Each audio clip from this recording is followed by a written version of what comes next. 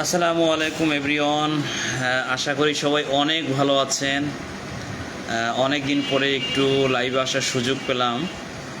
তো একটি বিষয় আসলে আমরা যখন ভুক্তভোগী হই, কোনো একটি বিষয় যখন আমরা কোনো সমস্যায় পতিত হই, তখনই কিন্তু আমরা সাধারণত সেই বিষয়টি নিয়ে একটু নড়েচড়ে বসি বা আলোচনা করি।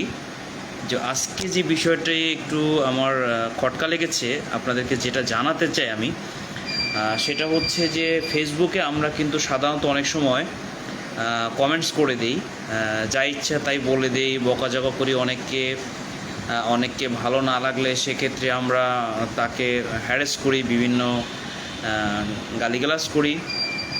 তা আসলে এ ব্যাপারে একটু সবাই সাবধান থাকবেন। যেমন আমি গতকালকে একটি ভালো কমেন্টসই করছিলাম, একদম আমার দৃষ্টিতে সেটা খারাপ